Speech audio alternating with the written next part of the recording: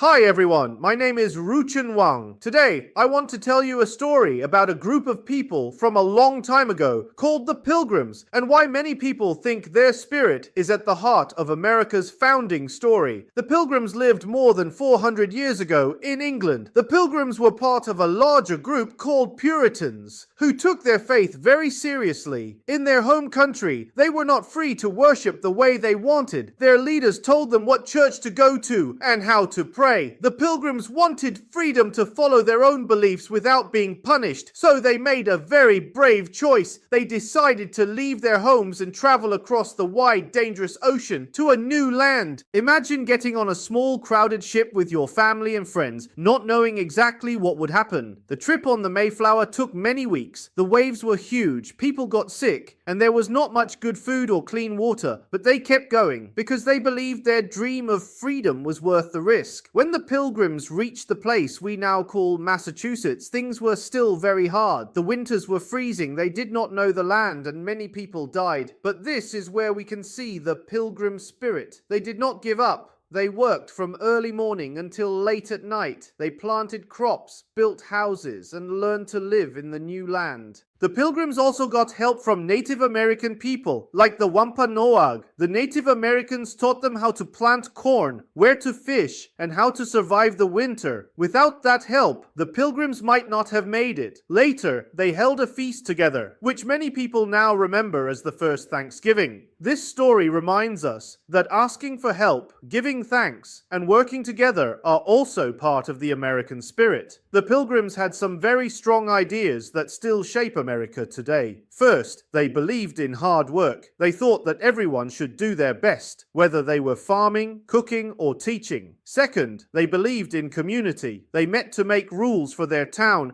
and signed an agreement called the Mayflower Compact that said they would make fair laws and follow them. That idea that people can come together and govern themselves is a big part of American democracy. Third, the Pilgrims believed education was important. They wanted children to learn to read so they could read the Bible and other books. Over time, this helped lead to more and more schools. Today, when we go to class and do our homework, we are walking on a path that started a long time ago. Of course, the Pilgrims and the people who came after them also made mistakes. There were unfair treatments and conflicts, especially with Native Americans. When we talk about the Pilgrim spirit, we are not saying that everything they did was perfect. Instead, we are looking at certain good values: courage, hard work, hope for a better future, and the idea that people can join together to build a fairer society. So, when people say that the Pilgrim spirit is part of America's spirit, they mean this: America is not just a place on a map. It is also a dream. It is the dream that people from different places with different ideas can come together, work hard, help each other, and create something new. The Pilgrims were some of the earliest people who tried to live out that dream. Today, whether or not we share the same beliefs as the Pilgrims, we can still learn from them. When we face something scary, we can remember their courage. When schoolwork is hard, we can remember how much they valued learning. When we see someone who needs help, we can remember how they worked with their neighbors and the Native Americans. In these ways, the Pilgrim spirit can still live in us.